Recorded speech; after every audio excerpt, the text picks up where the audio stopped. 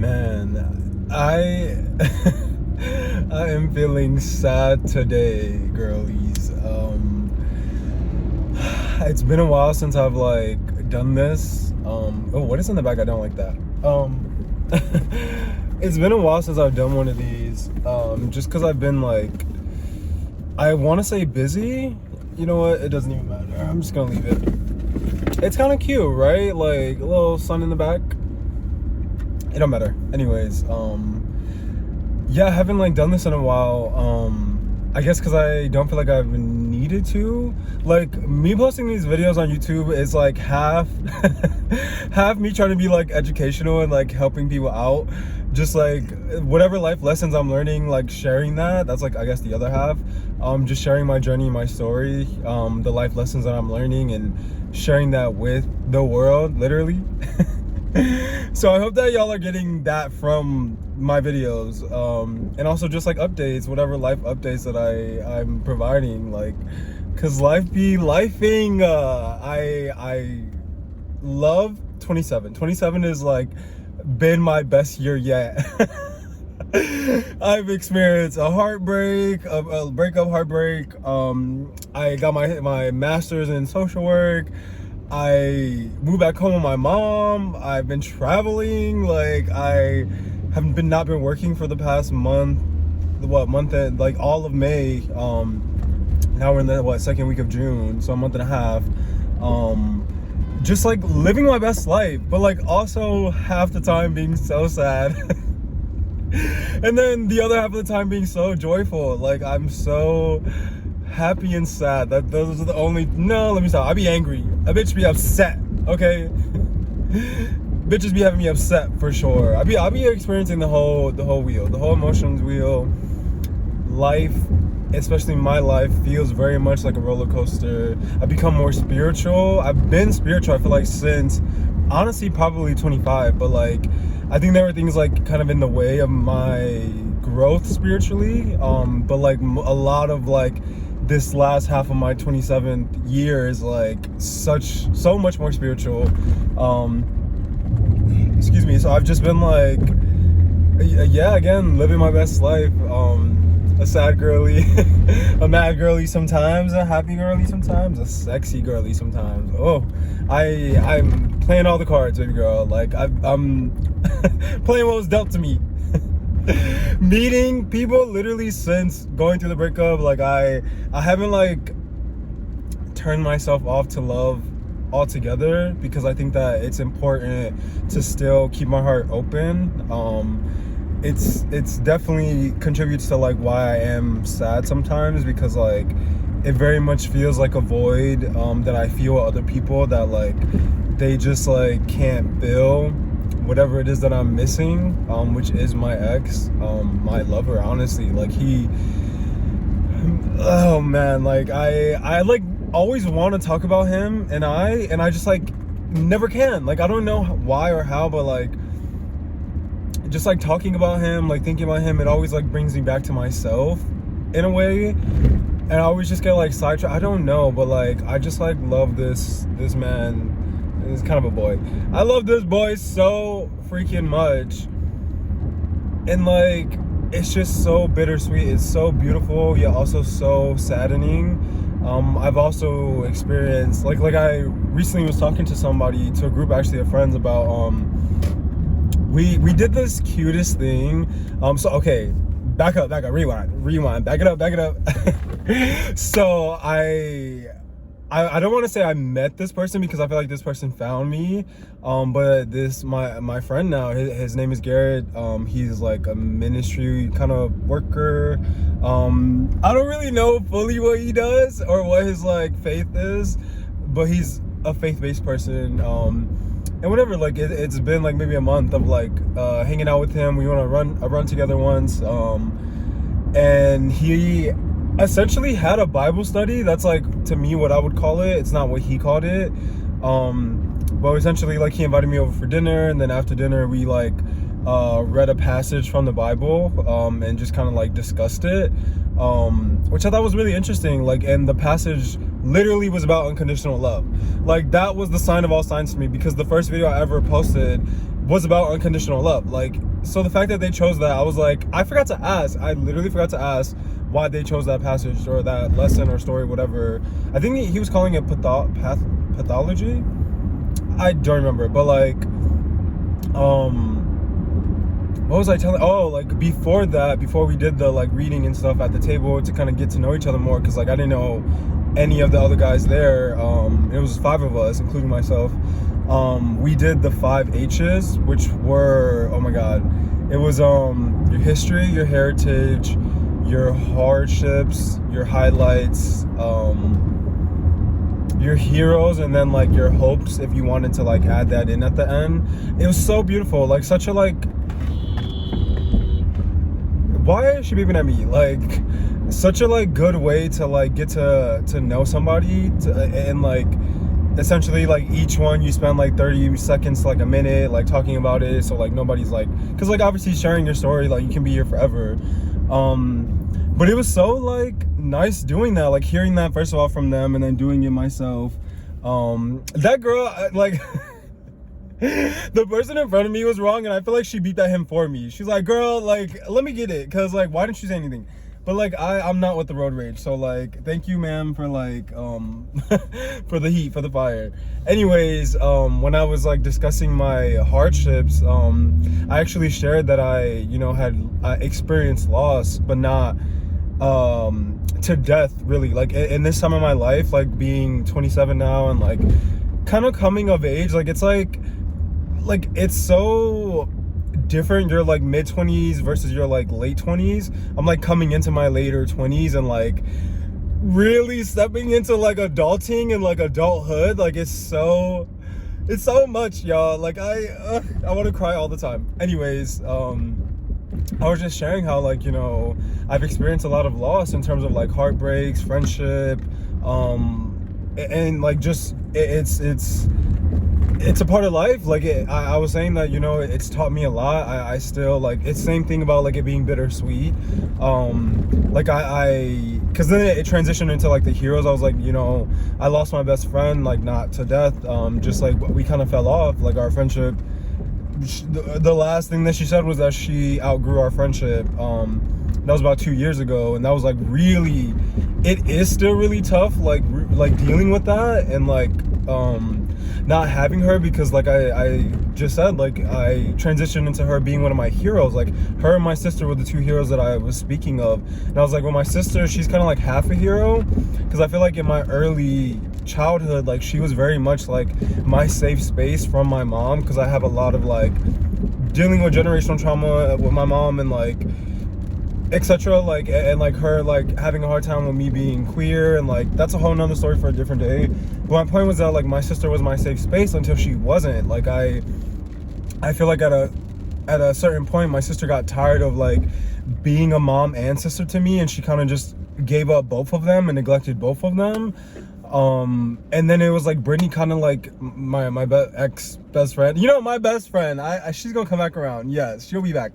Anyways, my best friend Brittany, that's her name, she came around right like at the time that I needed. Like we literally I met her sophomore year of high school, so I was about what, 15, and then two years ago we stopped being friends. It was literally a 10-year friendship, and she was so pivotal, such a hero, such a like just like light in my darkness. Like I literally said that I feel like there was like a darkness that was like a dark cloud that was hanging over me when I met her, that she helped really pull me out of. And it took years. Like it took at least, I think, like 5 years to maybe I was like 21, 22. I really started to like get my own behavior and like take accountability and like want to do better, and like actually know how. So it was like a hard journey. Like I think that's why I don't take a lot of her, like I don't take her stepping away as personal as maybe like a lot of people in my shoes would, because like we have put each other through a lot, honestly. Like, and the thing that I think that she's upset about, or that made her kind of start coming to this, like, I think I'm outgrowing this friendship realization, like whatever it is, like it's a whole another story for a whole another day. My point is just that, like, I'm not taking it too personal. I still have a lot of love for her. I still miss her deeply all the time. I literally feel like if I had her in my life, things would be so great. But that's just kind of the same thing with like my lover, like with my ex slash I think he really is my like soulmate. It's the way he doesn't believe in soulmates. I absolutely take it or leave it. I'm so on the fence about it. I don't care. I don't care to like go that deep on it. I think that soulmates are like a beautiful thing to believe in. Like, why not very much feel connected to him? Like I feel him all the time. Like I see him everywhere I go. Like literally the passage that we read, it was like Luke 10:25 to like 37, I think. And it was like on the bottom right page of like the book, the Bible. And then I like happened to glance over at the left side, and immediately I noticed his name. I noticed his name immediately. Like, and I completely checked out. I started reading that whole passage. Like, what is this story about? Like, Jesus, God, somebody take the wheel. What is going on? Like, and like literally there he was, his name, clear as day. And I just see him everywhere. I feel him with me all the time. I know that he will also be back in my life. So it's just like, it's bittersweet. Like it's really that saying that like if you love somebody, you'll let them go. That's like the most like the ultimate form of like love and unconditional love, to like really let somebody go and just like be happy without you, let someone else make them happy. Like, and you know, excuse me, I fasted actually like a couple weeks ago, I think last week actually, for 3 days, and I set the intention to like get closer to, I say, my father. I think I feel like God, the universe, source, creator, all of that, like I just like don't care for all that. I just like whatever it is that we're all referring to, I like to say my father.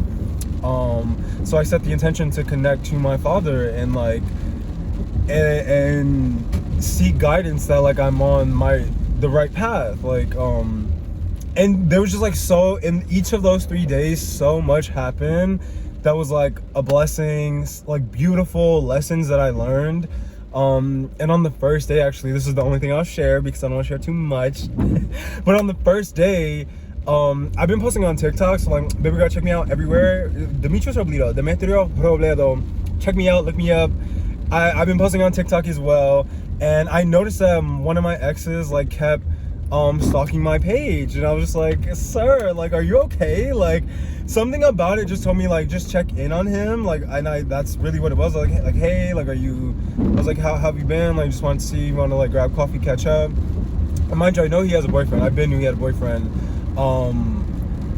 Where was I going with that? And essentially it was like very much take it or leave it. Like, don't put too much thought or energy into it. Like, just like pointing out the obvious. Like, do you want to say something? Like, you're just gonna like stalk my page, weird, and not say anything. But whatever. So he ended up being like, yeah, like if you want to like give me a ride home, like totally would be cool. Like, and then on the drive home, it came out, or what? Not came out, because like I don't remember. I hung out with him maybe like a year ago when I was with my ex.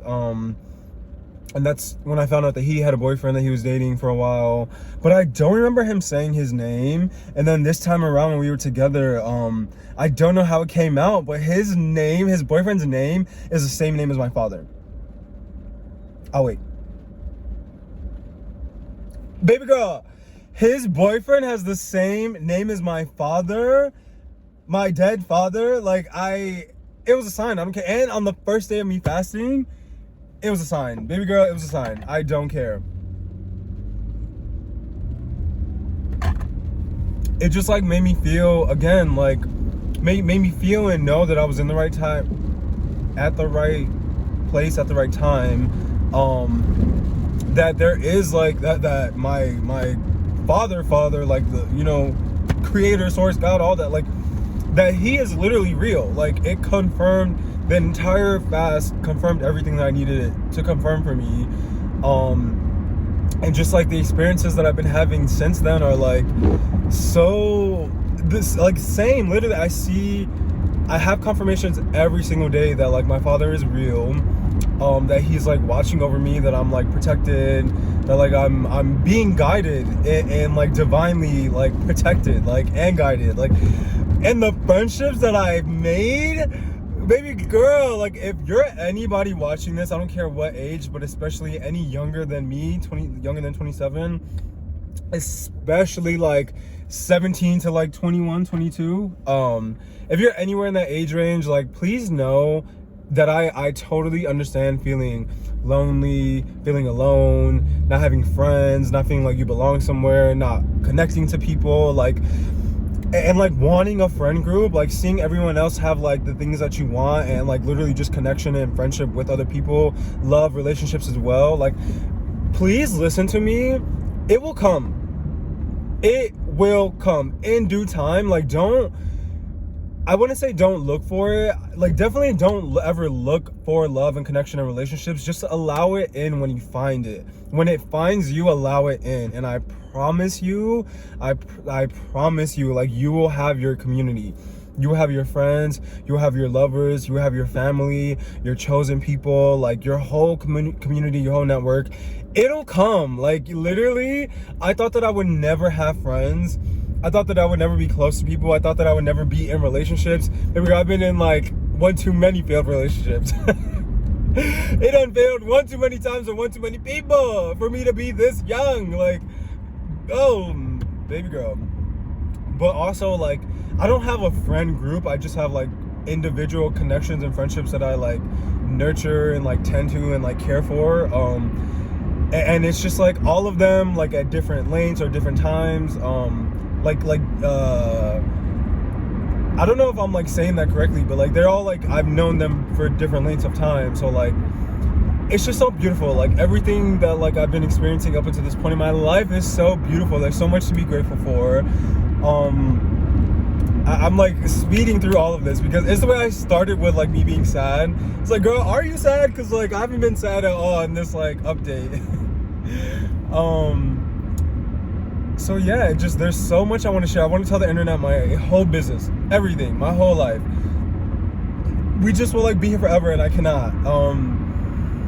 But I've had such a magical last few weeks. Like this heartbreak has been tough, and like the music that I've been like, you know, relying on has been really hitting the spot. Like everything makes me so emotional. I've been listening to Zayn's new album, so beautiful. Stardust is like such a pretty song. Been listening to Billy's new album, L'Amour, and like Chihiro and Birds of a Feather, Blue. So what is that one song? The Greatest? Oh my god, I will crash this car. I was like crying my little eyes out to The Greatest. Like, I'm pretty sure that's what it's called. Oh my god, baby girl, if you are heartbroken, listen to, first of all, there's so much I can recommend. Listen to Life Support by Madison Beer. Listen to Billy's new album, Sour. What else is good? Anything Sam Smith, anything Adele. Like, oh my god. Like, listen to Solange. I will crash this car, baby girl. Listen to Solange, her true EP. If you're sad right now, if you're going through it, if you're in the depths of heartbreak and heartache and just that pain, like you wake up like so sad, listen to the true EP by Solange. So beautiful. Love it, love it, love it, love it down. What else, guys? I don't know. I guess it's like the end of the update. I don't really have much more that I can think of to share. I'm just happy. I'm so happy. On my TikTok, I posted a video recommendation to watch Survival of the Thickest. That's a really good show to watch if you're going through a heartbreak. Love Life with Anna Kendrick is another good show. Man, what else did I watch? The Holiday, the movie The Holiday. Surprisingly so cute. Such a good like heartbreak rom-com. Like, please watch that if you're sad. Again, all the things. Make sure you're eating well, make sure you're taking care of yourself, make sure you're exercising, putting good things in. I was literally telling the group of guys yesterday at the like Bible study. I don't know what we're gonna call it. I was like, you know, once one of my coaches, Toby, my cross country coach, he said if you put junk in, you're gonna get junk out, and that just always stuck with me because he was talking about like your performance. Like if you are like eating junk food, eating crap, like you're gonna get crap out. You're not gonna be like showing progress. You're not gonna be making PRs and like showing growth in like your